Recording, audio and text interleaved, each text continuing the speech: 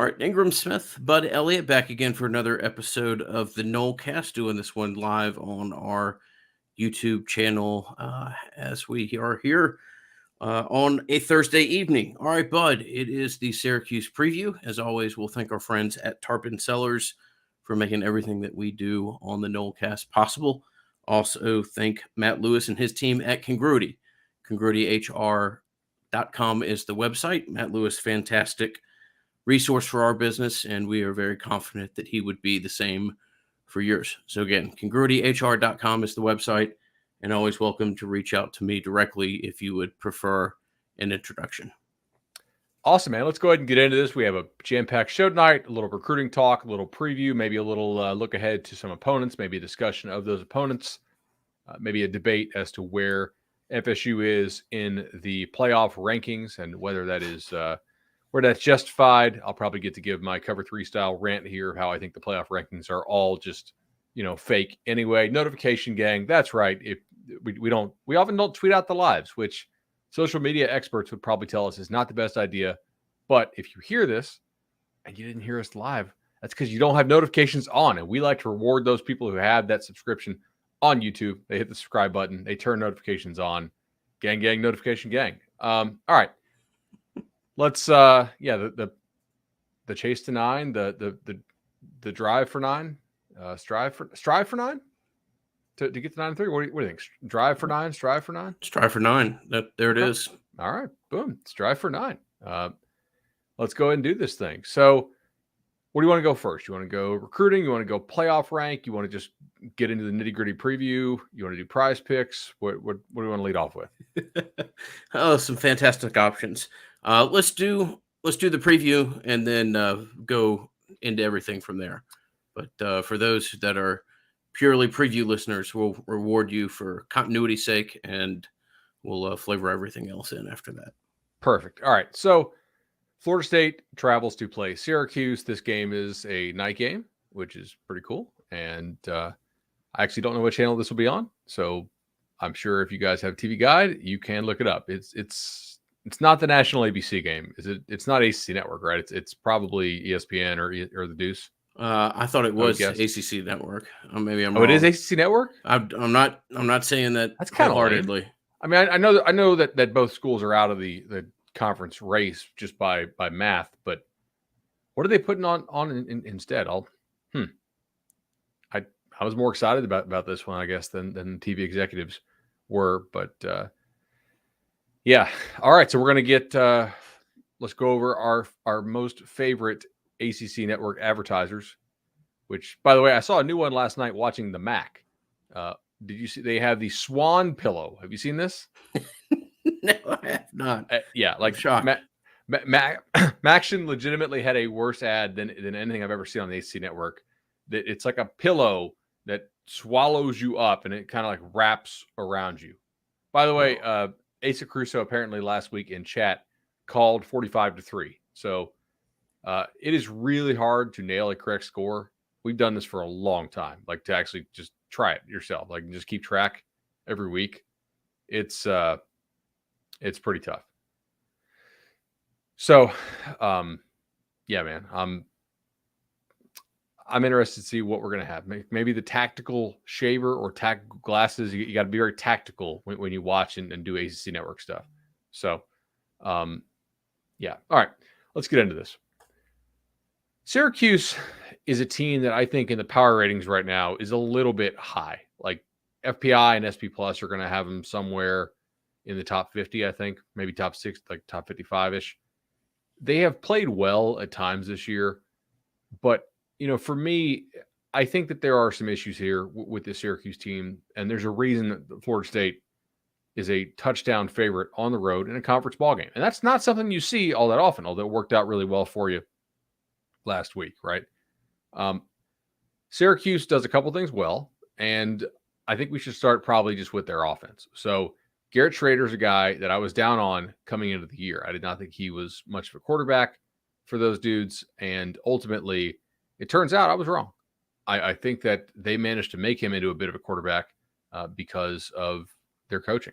They went and took – sorry, I'm trying to – TV's making weird lights.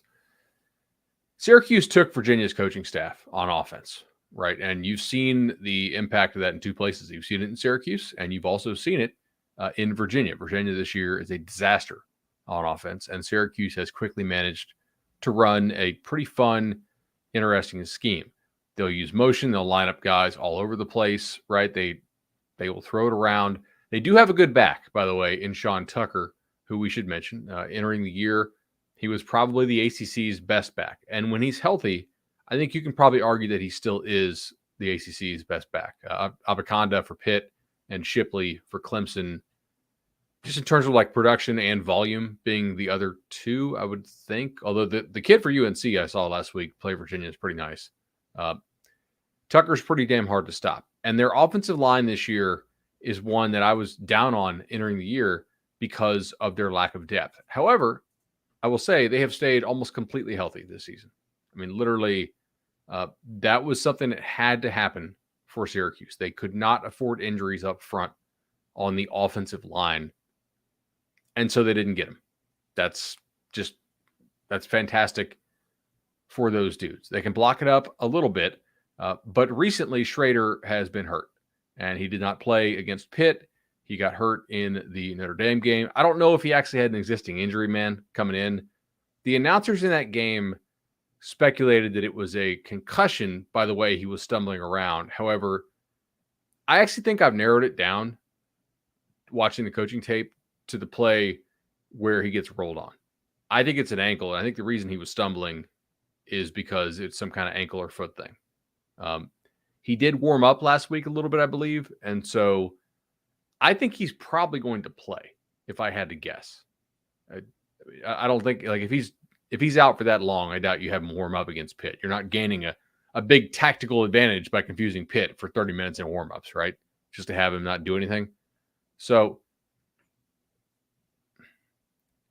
this is just, I guess what I'm trying to say here. This is not the kind of offense that scares you like the one they were running early in the season, because Schrader's banged up, because his legs are part of the equation, because Tucker, to me, actually has looked banged up since the FCS game. I think it's undoubted that Tucker's carrying something. If you just look at his pure level of production and how involved, or perhaps he hasn't been over the past 2 weeks. And that, as Bud was saying, is maybe the league's best back, and entering the year was maybe the league's best offensive player in some people's eyes.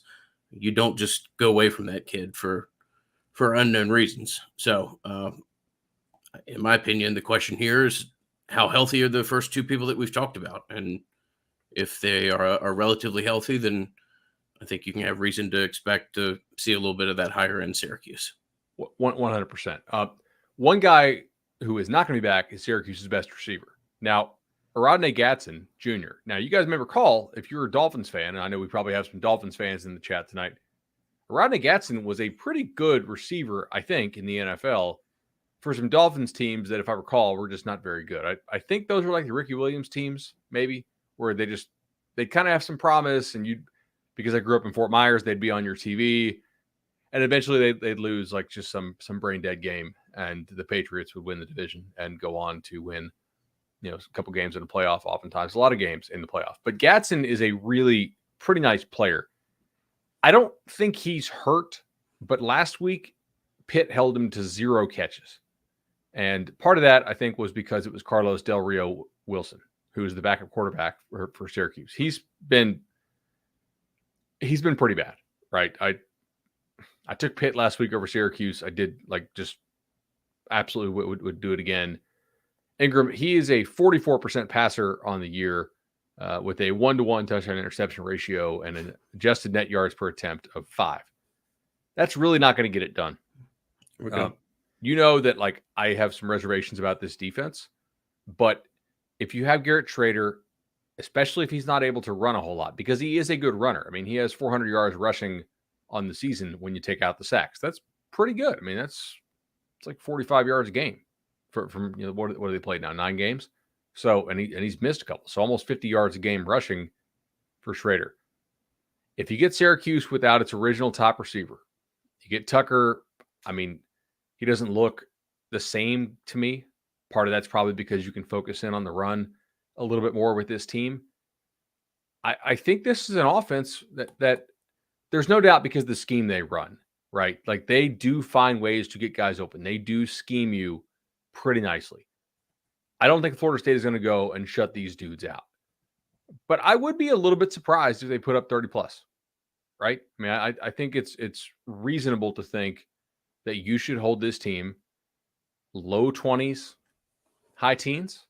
Like if Adam Fuller's defense and crew go out and hold this team to 17, I think that's pretty solid. If you look at some of the teams that Syracuse has played recently, Florida State defensive line, I think, matches up fairly well. So Cuse is also they ran good at times this year, right? And I don't mean like running the ball good. I just mean they kind of got fortunate. So Louisville played like crap in that game, just terrible, and Syracuse smoked them to open the year 31-7. Then they go to UConn, and UConn was without all their skill guys in this game. I recall it because we took Syracuse and laid the points at UConn. It was an easy cover. Then Purdue comes in, and Syracuse kind of just gets pass interference 3 or 4 times on the final drive to win the ball game against Purdue. Virginia, they actually kind of laid an egg and almost lost to Virginia at home 22-20.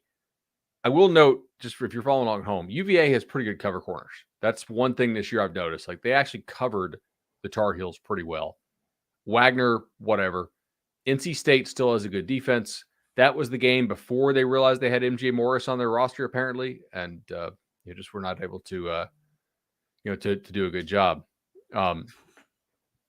against those dudes because they're playing a glorified running back. I think at Clemson, that's one that they actually had a big lead in. But at the same time, they were the beneficiary of 4 turnovers in that ball game, right? So if you look at like the yards and stuff, the adjusted scoring margin in that game is pretty heavily in favor of Clemson, depending on the model that you look at. Notre Dame pushed them around quite a bit on both sides of the line of scrimmage, and Notre Dame's got a good defense. They do. They're offensively, they're extremely one-dimensional. So if Notre Dame gets behind, they really don't come back very well. But if they get up, and then Pitt has a very good defense, I think, especially along the defensive line. And you can kind of throw the ball on Pitt, but without Schrader, essentially what I'm saying is this offense has not looked good in a month. And I do not think they were as good as they were in the 6-0 start. I think you have a shot here to come out and play well. I would make Schrader throw the ball, especially like if he's limited with his legs. Let's see if he'll pull it. Let's see how well he runs it. Right. This is one of the better D lines that Syracuse will have faced, and we'll see just how well they can come out and play. I do worry a little bit about some of the pick stuff they're going to run if you play as much man as this defense likes to play. This is always a bit of a concern that we have, I think, this year, right? Can you switch it up? Can you play some more zone? I think we'll point to the Greedy Vance play from this last game. They were in zone, and they confused Jake Garcia into throwing a horrendous pick. Can you mix and match enough? Can you confuse Schrader? He'll throw you some picks. Like last year, he would throw you a lot. This year, he's thrown 5. Most of those have come, I think, in more recent games. I don't know. Like, I'm sure there's some ways to like simulate this to where Syracuse scores like 30 something, but not if you do your job. I think for the most part, like this should be one where the defense does a nice job for you. And I think they may have to, because I do still have a pretty good amount of respect for Syracuse's defense, although a little bit less than I did in the preseason. Yeah. Or midway through. You mentioned that they've been the beneficiary of some decent health on the offensive line. Defensive line has wavered a little bit here recently and has resulted in a couple games. The Notre Dame one in particular, where as somebody who had a couple different prize picks on Notre Dame's offense that day, just sat there and watched Notre Dame run the ball successively for the better part of 2 quarters straight against them. But before we get fully over to that side of the game in our preview, we will thank our friends at the legendary team of Shannon and Chad. We've been working with them for 4 years now, and there are no bigger proponents of Florida State athletics and getting involved in every way possible in supporting it. And their first entry into that was supporting the Nolecast, and those guys have gone on to support other media and now have a great relationship with Rising Spear as well. So fantastic partners for the Nolecast. Shannon is the absolute gold standard when it comes to going through that process, as Bud can attest to twice. As I recently was following up on an email, Bud, from, I don't know, 8 months ago, 6 months ago, and found out that that was your sister, actually. So, Yep. as you've referenced, not just yourself, other members of your family, it's truly everybody chooses to work with Shannon, and we're ever so fortunate to be able to sing his praises. All right, so let's go ahead and get into the Syracuse defense. This is a quality defense in terms of how it's coached. They run that 3-3 stack that NC State runs, that you'll see what's his name at New Mexico run. It like there's some Rocky Long stuff in this. They do a nice job teaching this, man, and they really they strive to do a couple things well, right? Syracuse does not want to give up the big play. They are really, really good at denying the explosives. In fact, here's some of their explosive ratings. Marginal explosiveness allowed, 6th in the country. Explosive play rate, 4th in the country. ISO PPP, which is a Connolly stat, 4th in the country. Are we picking up a trend here? Syracuse does not allow explosive plays.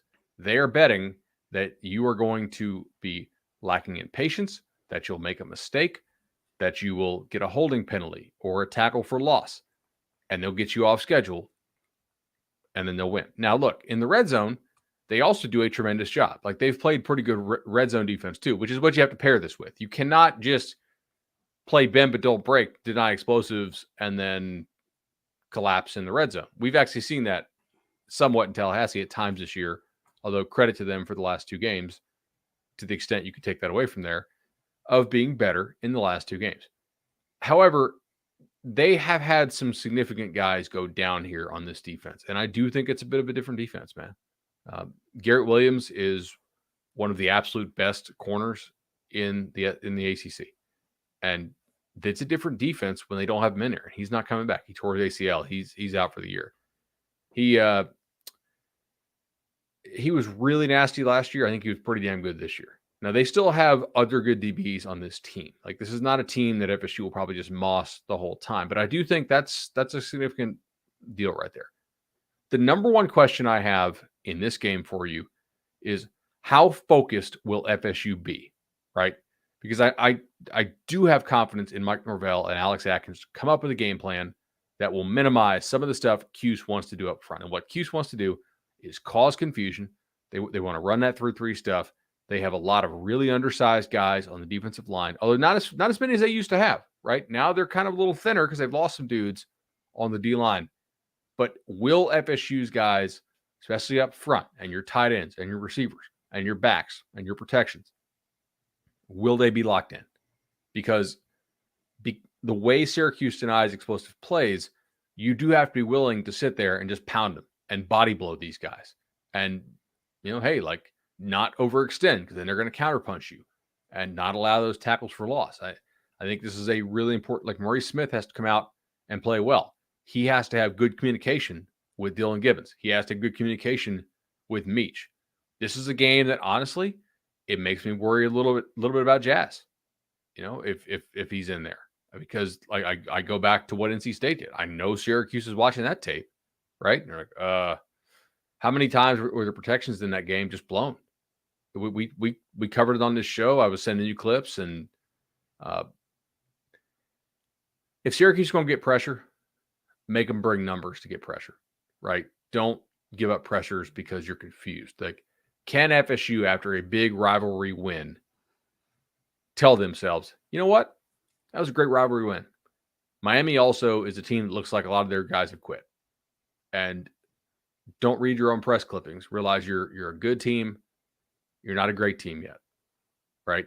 A really good team goes, turns around, locks in, practices well, prepares well, plays with focus, and goes out there and they say, hey, how many rushing yards did you give up in the last couple of weeks? Like, Pitt stayed committed to the run. They ran for 200 something. Clemson ran it pretty well. Notre Dame ran it extremely well. I mean, part of that was game script. They're up big and they lean on them. But Syracuse is kind of undersized. And I'm also interested here, dude, quarterback run game stuff. Now, you could tell me that NC State QB run game these guys, but I don't think they really did, because that's kind of like just running triple option, because you don't have to respect the passing game when it's the one kid for NC State that FSU saw in the second half, which still can't believe they lost that game. But all right. You didn't have to use Jordan last game. Maybe this is a game that if you struggle for a little bit, if you're slow out the blocks running the ball, maybe you use Jordan's legs in this some. I could see that. Yeah, I do like that they faced NC State, though. I know it gives Syracuse some tape, but they run a similar defense. I think that's nice that 3 weeks ago or 4 weeks ago you got to see that, and you get the guys. Remember this, and you can go over your mistakes from the NC State game. Atkins can get in that room and say, "Look at this. This is what we missed.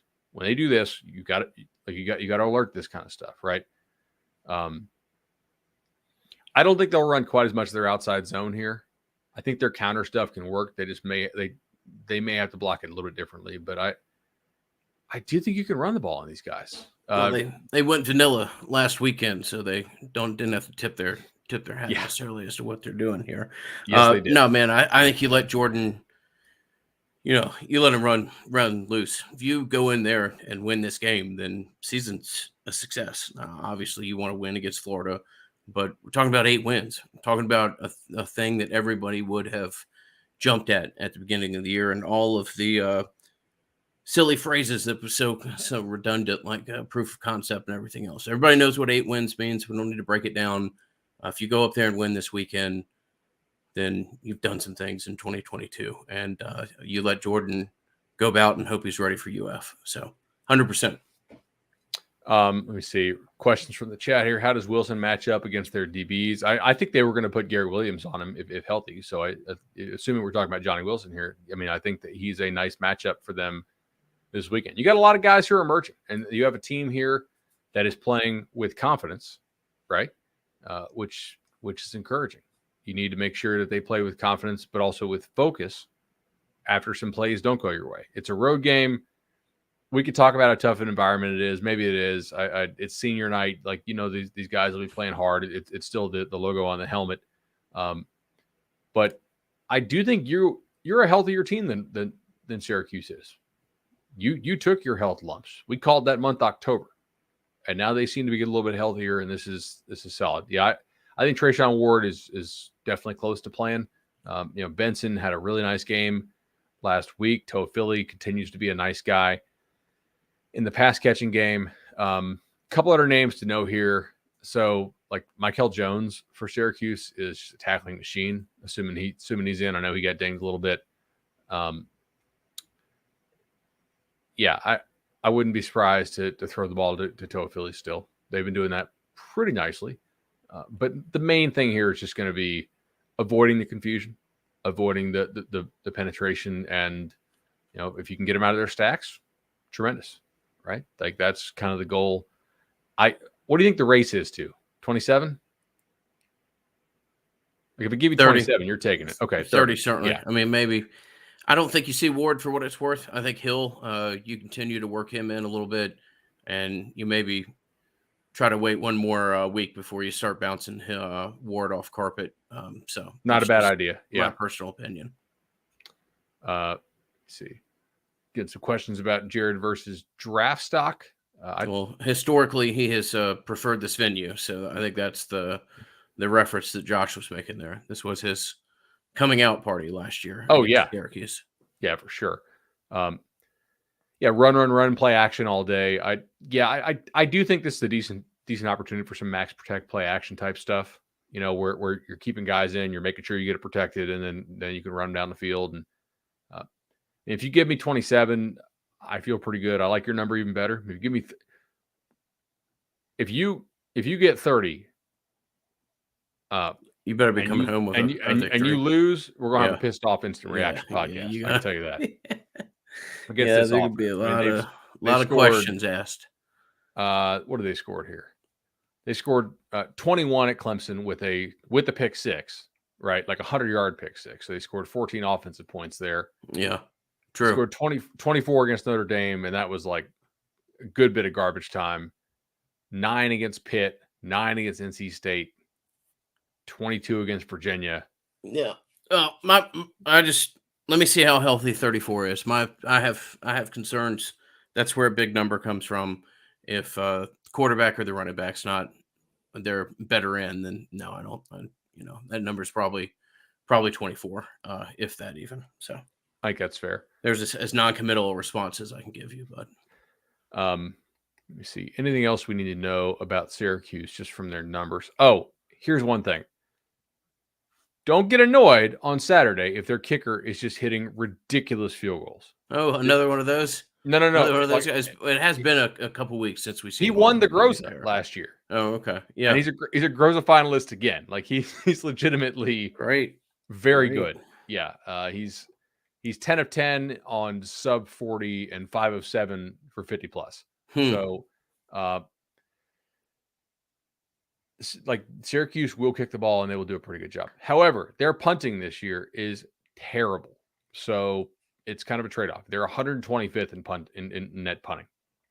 That's not great, right? Kicking good, punting bad.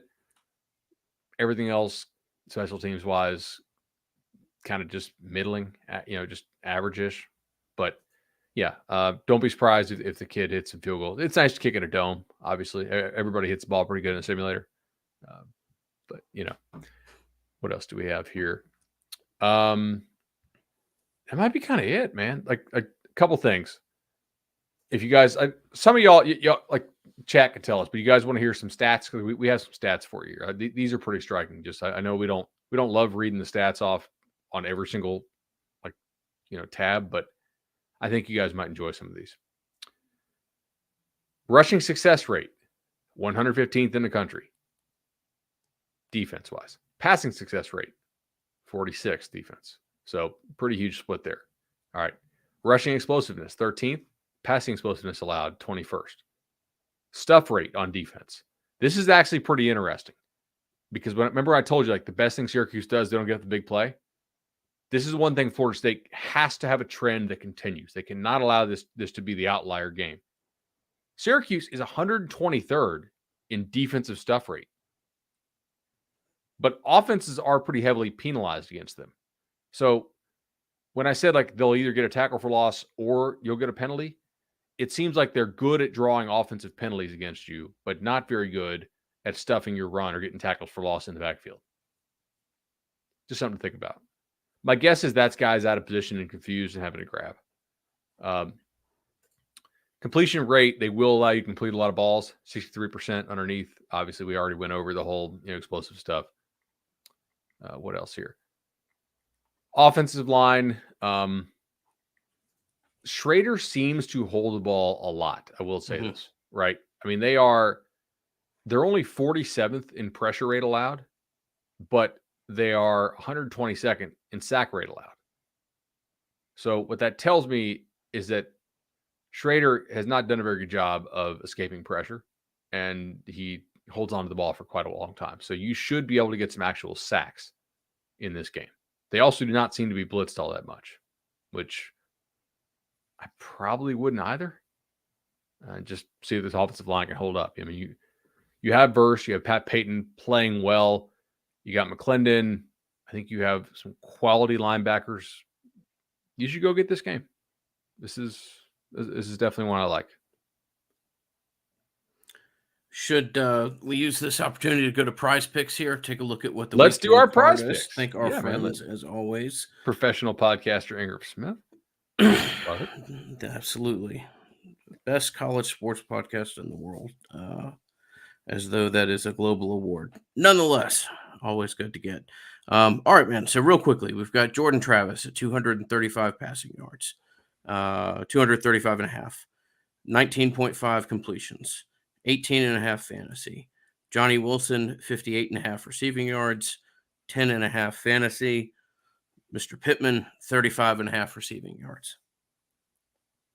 All right. So I'm going to look these up one more time because I was noticing a trend earlier that I think we'll see continue. I think you need to play over on completions if you think it's like somewhat of a close game. I would play Johnny Wilson over fantasy points before I would play Johnny Wilson over yards, personally. Mm-hmm. Because I feel like let's go back to that stat, and here's how we can use some of this stuff.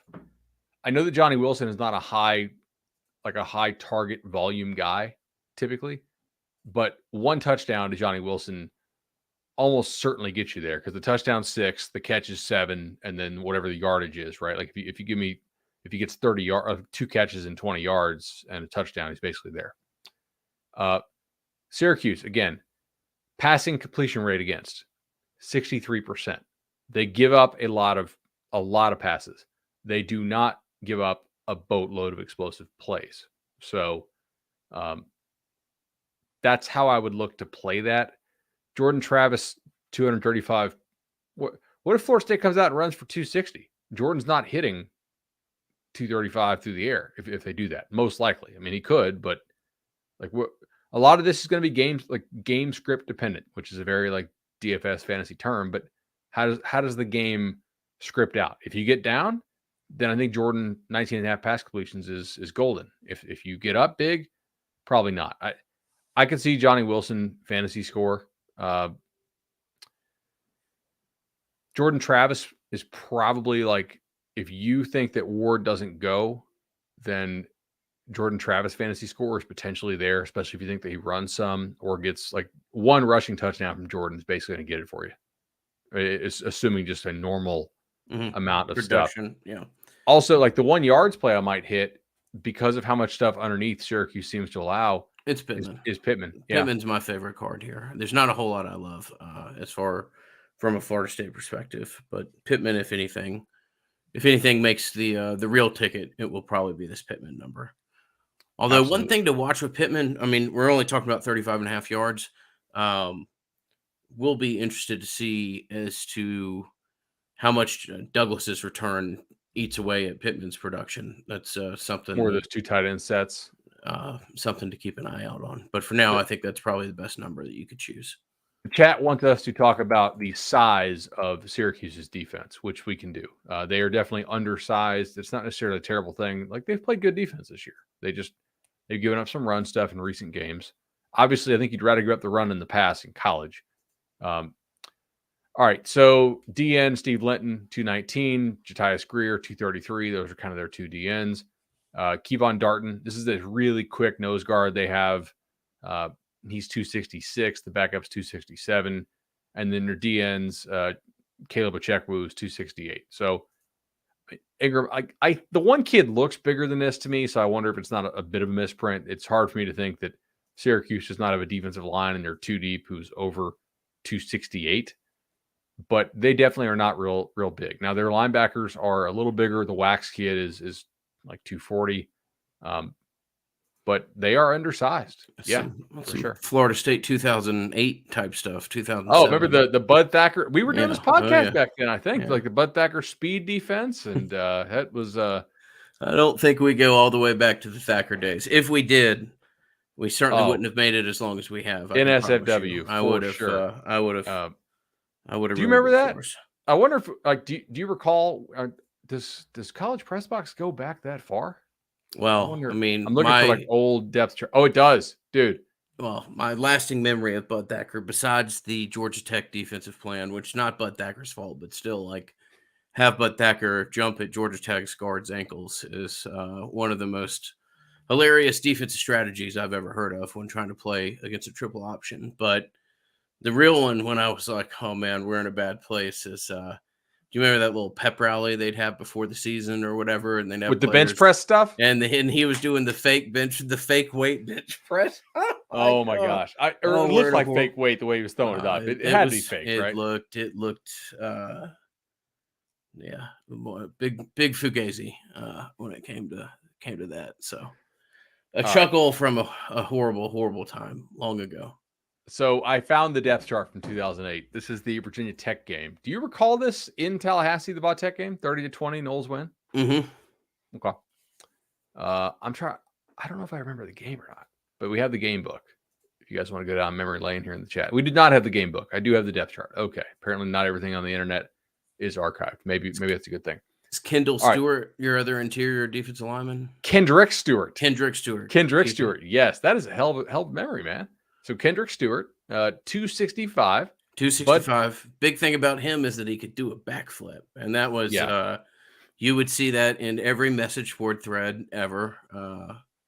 This for some of y'all this is nostalgia and hilarious, and some of y'all this is what the hell are these guys talking about? But this was a undersized defense and the leanest of years at the end of the Bowden dinner.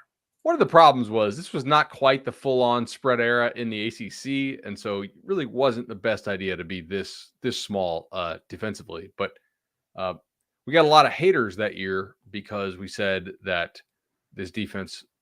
So Mickey Andrews, who I absolutely love, had said something like, "This will be the fastest defense we've ever had," and we were like, "This will probably be the worst defense Mickey Andrews has ever had." Like, just with all due respect, and it kind of was, right? The 09 defense was 08 wasn't that bad. It was 09 that we were really having problems with, right? 09 was just it all went haywire. Yeah. God, it was the Boston College game up there, remember? That was they went with who the hell was that quarterback for them?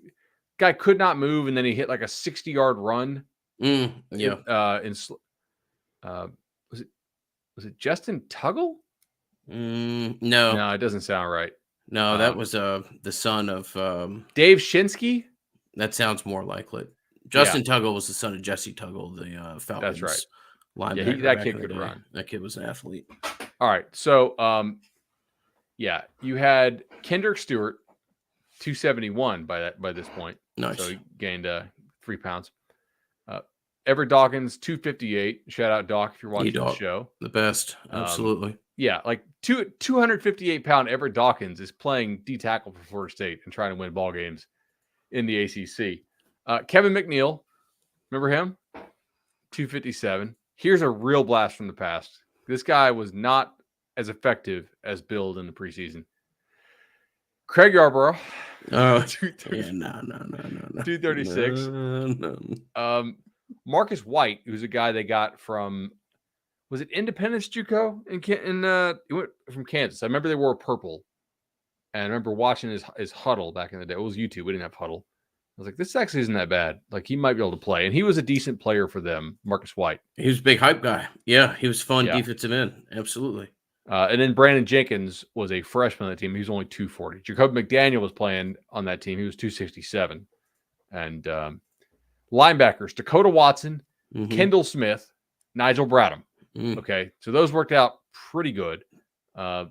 Jenna J at corner, Jamie Robinson, who, hey, popular name, Corey Mangum, and Patrick Robinson. So a real split there. Like, you had some guys that would go on to play in the NFL for like 10 years, and you had some guys who were going pro at something other than sports. Yeah, the worst. The Prowler. That's right. Remember the Prowler? They called it the Prowler. That's funny. Sometimes you would deploy the Prowler even in non-third and long situations, and sometimes you deployed the Prowler in like 3rd and 8, and they would just run off tackle against you. It was very curious. O-line was also a little bit sketchy that year. Datko, Rodney Hudson, who's going to be an NFL Hall of Famer. He was a junior. He was good. McMahon, Spurlock, and Ronnie Sanderson across the board. So a couple of young guys there that turned out to be okay.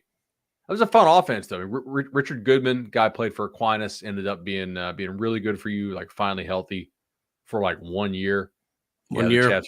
Had the UNC play one of the best plays of the rebuilding year. One of the best halves of football. The bomb, the 98-yard bomb. No, that's Rod Owens. That is Rod Owens. You're right. Because this is the game that Sun Sports catches James Coley saying before the ball's even thrown, catch the ball, Bo, catch the ball, Bo. Because you knew he had dropped, like Bo Rellifer, because he had dropped it in practice so much. Remember, they ran a little tight end wheel route to the boundary at North Carolina, and like they had when Coley was in the box, they were filming him, and he was Yeah, this is a. Did Bud just say we had a 236-pound D lineman? Yes. Yeah. I don't know if you guys have been around for this long. We're kind of showing ourselves as old heads here, but we've been doing this for a while, man. So like we appreciate the ups and the downs, and there's some scar tissue there for sure.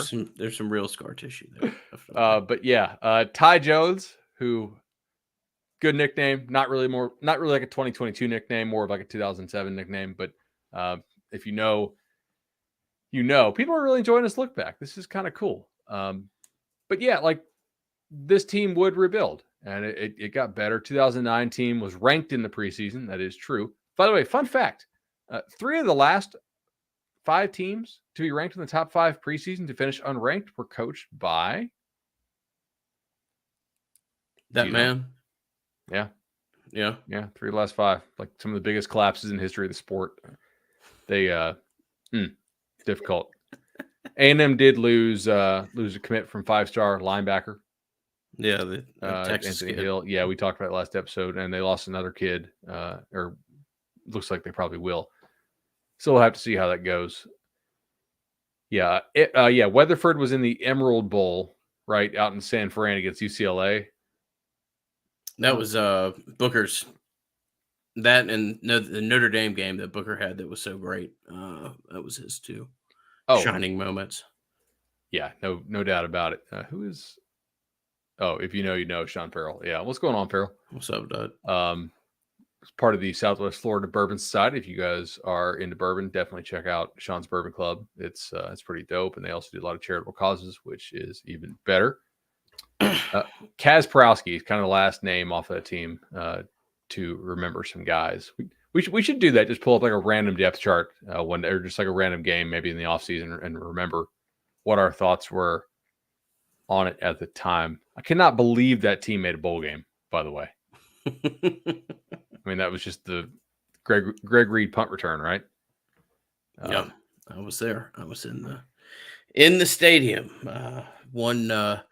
One way that it is better in today's era is that I could have gone to Charlie Park afterwards. I can promise you there was no Charlie Park to be had during that day, and it was a sad, echoey day. I believe it was Mickey Andrews' last game, and Mickey deserved a place like Charlie Park to go to. Anyway, Charlie Park has been fantastic for Bud and I. Charlie Park has been nothing but great for Tallahassee in general. And that you have a world-class rooftop bar on the scene, and very much look forward to getting back for the Florida game, Bud, and being able to join Charlie Park myself. I wasn't submitting your plans by any means, but looking forward to saying hello to all our friends. And as always, we do recommend reservations, particularly on a weekend like that one. But anytime you're trying, whether it be for brunch or Friday night up there, reservations recommended. CharlieParkRooftopBar.com. All right, so we did prize picks. We did the preview. We probably need to discuss something that we've not been able to discuss so far this year, and that is where Florida State ranks in the college football playoff rankings. See this? We will get to recruiting as well. For those of you that have waited for 2 episodes now, I'll just acknowledge that is coming at this point. But how can you not acknowledge the ever important college football playoff rankings? Bud, I know they've grown on you over time. Maybe you weren't originally a fan of them, but slightly you've seen more their need and the role that they play. Yeah, I they've grown on me so much that I didn't even get invited this week to do the Cover 3 playoff reaction show. I told them, hey guys, softball's canceled, so I can do it this week. And they're like, no, we're good. I was like, all right, cool. Because I just think they're all faked. Personally, I think that I think it's a made for TV product, these playoff rankings, and they fake them so that they can say, hey, look, we have a top 10 matchup and get better ratings on TV. Like, why was LSU 10 last week? In my opinion, conspiracy theorist here, I guess, which I'm not really in other walks of life, but let me have this one. It's because now you have Bama LSU as a top 10 matchup. Yeah. A couple things like that. I also think it's completely pointless to rank 25 teams, which is an arbitrary number and in no way reflects like the best teams in the sport. And I think the reason why they do it is because they want to justify whatever decisions they make at the top by rank. Like they reverse engineer. Like, okay, we want to put this team here let's take a couple of their opponents and put them up here so we can say that they have these quality wins, right?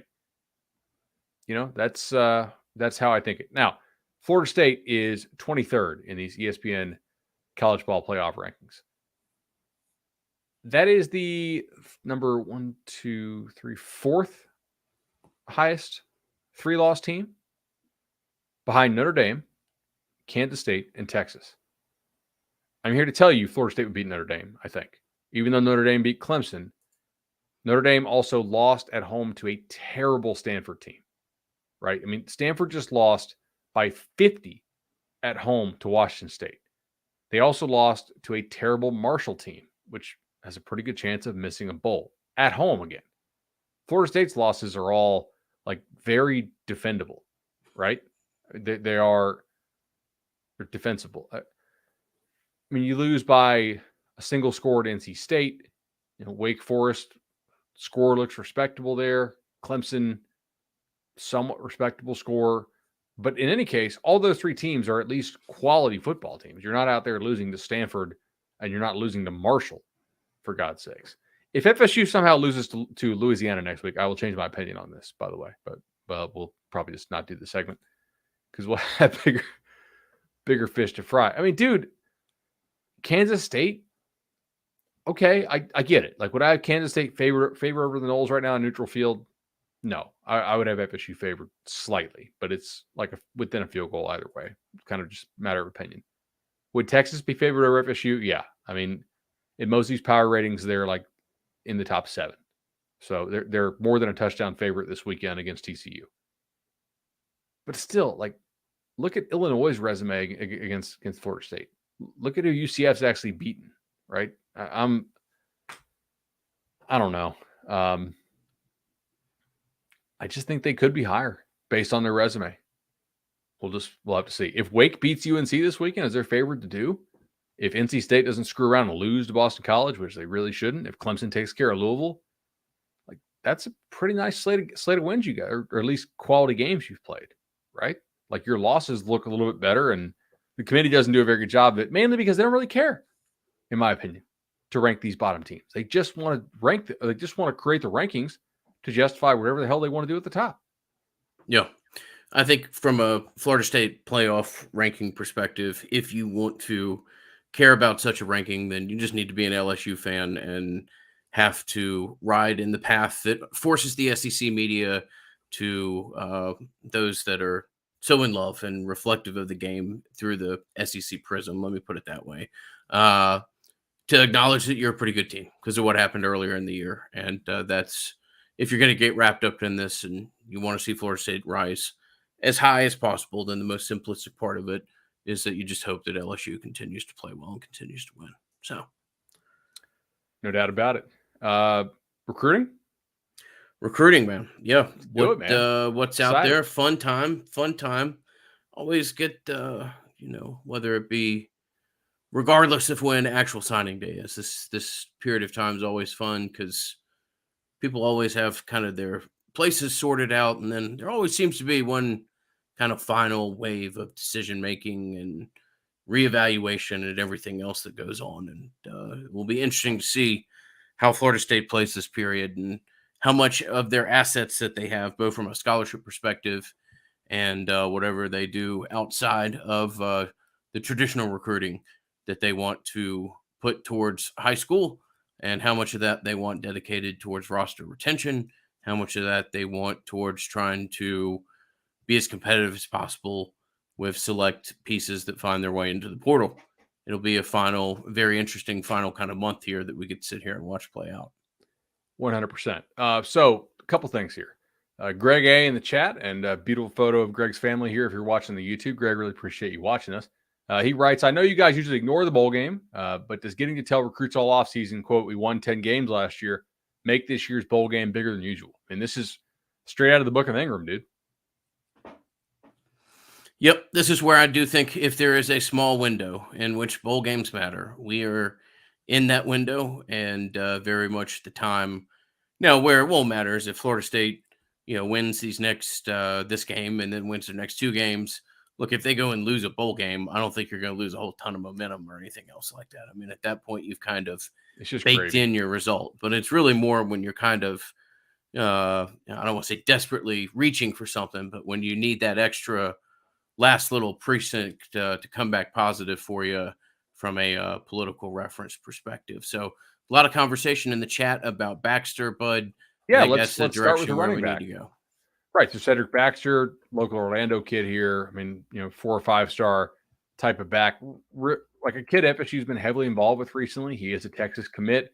Texas right now, I will tell you guys, has a truckload of momentum in recruiting. They just beat Kansas State on the road.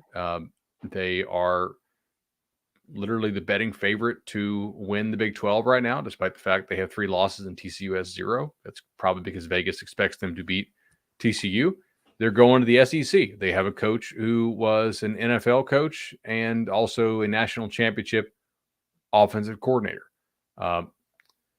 And he's committed there. And realistically, you're not going to beat Texas on money, right? But you might beat Texas on playing time.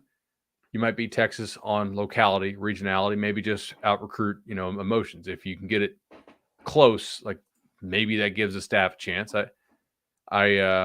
People I know feel like FSU has a chance, but they are not imminently predicting a flip from Baxter. Now, great job by Mike Norvell and company to call that game to showcase. Apparently we're popular enough tonight. We're getting all the Got all the the bots, all the chat bots. Yes. Yeah, sorry about that, guys. Let me So throw out real quickly, Bud, a yeah, name that if you just want to, if you're one of these people that waits till kind of later in the process that you want to follow, I'll throw a name out there, and it has nothing to do with Florida State directly. But Bud, would you disagree if I were to tell the fan base to have the name Reuben Owens in the back of your head, and that could be a fantastic thing for Florida State, both in the perspective that you might not have to play him as he's still currently committed to Louisville, I believe, but is a 5-star running back out of the state of Texas, and Texas is considered Louisville's biggest competition, if I'm not mistaken. Yeah, I think you're exactly right. So Reuben Owens, 5-star out of Texas, is committed to Louisville. Obviously, you have the whole NIL stuff going on at Louisville. They're doing a really good job with their California quarterback connection. Louisville's remaining schedule: at Clemson, host NC State, at Kentucky. There are guys at Louisville, it's pretty well known, who want to hire Jeff Brom. If you finish 0-3, maybe you get an excuse to do that. But I mean, I think Satterfield's done a nice job this year overall, and I wouldn't fire the guy. I think he's a good coach, but it's Louisville going to Louisville, right? They got a little Auburn in them, I guess. They do. They are a different kind of Auburn. I want to point this out on Baxter. So we said this on the recap show, I think.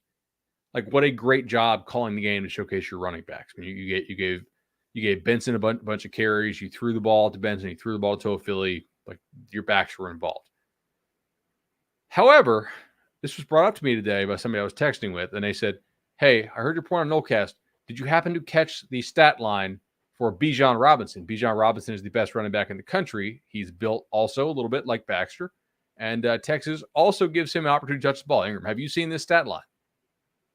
I'm not sure what you're referring to, but please hit me with it. 32 touches. Mm-hmm. Yeah, so that is Texas ran 71 plays. Take out the 2 kneel downs, they ran 70 plays. Damn near half of the plays they ran were Bijan touching or carrying the ball. So Texas is not lacking for a way to show Cedric Baxter, hey man, if you're as good as your star rating says you are, if you work hard enough, you come here, you will touch the ball a lot, right? 32 touches. That's absurd in a college game, and they do that quite a bit. So, yeah. All right, quarterback wise, Emory Williams, a Miami commit, I think is somebody FSU has a realistic shot with. As you might have seen, not everything is going great with Miami right now. Jaden Rashada, the other Miami quarterback, I think people saw that some FSU coaching staff members followed him on Twitter. I do not expect him to flip to the Noles. If he flips elsewhere, I mean, it wouldn't shock me. I don't have like super inside information on where he's going to go ultimately, but Florida State can be competitive in the space. They need to be smart competitive. And you've got a kid in Cromenhoek who I feel like we all like a lot. That's probably where you need to be competitive because you may have a fight on your hands there. He's very, very good. Mm-hmm. Probably the best quarterback prospect you've had in 5 years. So I think he's the reason Chris Parson bounced, ultimately, among other things. But that night at elite camp, it was like, wait, who's the senior? Who's the junior? All right, we kind of see what's going on here. Brock Glenn is another guy they continue to keep tabs on. He's committed to Ohio State. We've covered this quite a few times. There's no real reason not to go to Ohio State. If you go to Ohio State and you don't start, still a whole lot of teams out there to take you, right? So I get it, but opportunity may be greater for him in Tallahassee given the amount of talent FSU has in the class. Receiver-wise, Jalen Brown, clearly a guy they're still involved with. He's fast, and he's a quality football player. Micah Mays, Wake Forest commit. We've talked about him for a while on this podcast. He's a guy that I liked him more than Florida State did, I think, during the recruiting process. But I think they are circling back around a little bit, just keeping tabs. Having a nice year. So potentially, offensive line-wise, I think it's mainly right now your offensive tackle from Key West, who has some versatility, and the schools are starting to wake up that he's a good football player. Maybe you're able to take somebody else from Miami out of their class if things really do go south. You know, that's something to look for. D-line, I think they are mostly done on the high school D-line wise. We'll see if anything late emerges there. Backer, I feel like they are probably done, just depending on where to shake out. And then secondary, Damari Brown obviously is somebody they like an awful lot, and then the Chaminade kid as well. So if you could close with that, I think they'd be extremely happy. And then you'd still have maybe 10 or 11 portal spots. And then you're going to have the question, like, how big is the haircut of the roster? Y'all love everybody until you need spots, and then you're going to need some spots. It's just kind of the nature of the business now. And I don't say business as an accident. Like, this is a business. So, yeah, man, that's kind of what we're looking at recruiting-wise. Right now, Florida State sits, just outside the top 15. You are not going to see a ton of momentum from this year in this recruiting class. We've said this all offseason, right? Recruiting now, as far as season momentum, is mostly based on what you did the prior year. You entered this year with a big deficit. You entered this year with kids thinking Mike Norvell and them are getting fired because other staffs were telling them that they were. And now it's very clear Mike Norvell is not going to get fired. And we said this all offseason, right? Go back to the video. Mike Norvell is not getting fired. That's like literally what we titled it, right? I mean, it was okay. We debated what if they go 6-6? What if they go 5-7? I think we basically said 3-9, disaster type thing. Sure, then you have to for momentum and just perception. But yeah, I feel pretty good where things are. I think they're going to be an attractive place for 24. They have a very winnable schedule in 24. That there's a chance that they start out hot. They do start out with LSU, so something to look for, but that's a challenge. Part of it's going to be do you get Jordan back, right? And if not, do you like your internal options or do you go portal? When I say things really go south in Miami, what does that mean? I mean, look, Miami's going to have Ruiz for sure, but I don't know.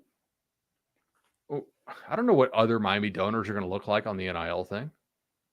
Is Ruiz going to be the guy that does every NIL deal? Are they still going to be getting these other folks who were helping him out in the offseason when it was cool to do? Or do those guys kind of back off because the stadium's empty and you play 5 neutral site games a year and you're not a very good team? I don't know. My guess is that Mario will get buy-in for longer than FSU fans expect, because I don't think he would have come to Miami if that wasn't the case. But we'll see. I could see things. How much better is Miami going to be next year? A lot of that's going to be how do they do in the portal, I would think. Or, I mean, how do they develop that internal talent? Does Brown or Garcia to you look like they're going to take a massive jump right now? Good luck. Not under that coaching staff. No. Do we want to review the Louisville game, or not Louisville, Louisiana game for tonight? That is your remaining opponent. I think we can. They're playing right now. Oh, okay. They are smoking Georgia Southern.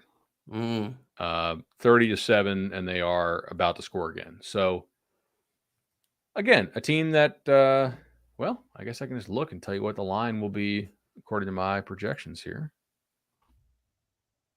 What do I call that? I call that week 12, I guess, because we had the week 0 this year. All right.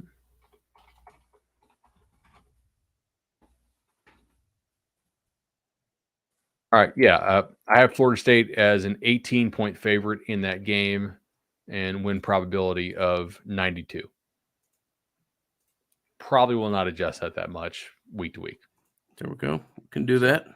Yeah. I mean, that's like they are an upper tier Sun Belt team, but not a great team. So, all right. Really appreciate everybody joining us. Ingram does want to call it tonight, man. We 9:53. No, man. This is Thursdays are my super long day. I'm very caffeinated on Thursdays, as you might tell. It's like up at 5, and always enjoy it. And I've got the instant this weekend. And hey, let's hope you go up there and get a win. That'd be massive. Be a massive benchmark to have hit and be cause for celebration. Maybe we can come back, get a little Louisiana. We'll go from there. So, no doubt. Awesome, man. Enjoyed it. We have any sponsor reads we didn't do? I believe we hit everybody. Thank you to. Do we have any chat questions that we didn't? Oh, we need to have a score prediction for Syracuse. Yeah, that's probably a good preview and prediction. We should probably do that. There you go. There you go. All right. What do you got? I'll let you lead off here this time. Sure. I am going FSU 31-20. 33-17.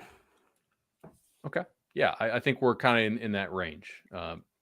If you score 40, we're really impressed. If you hold them under 14, I think you're pretty impressed too.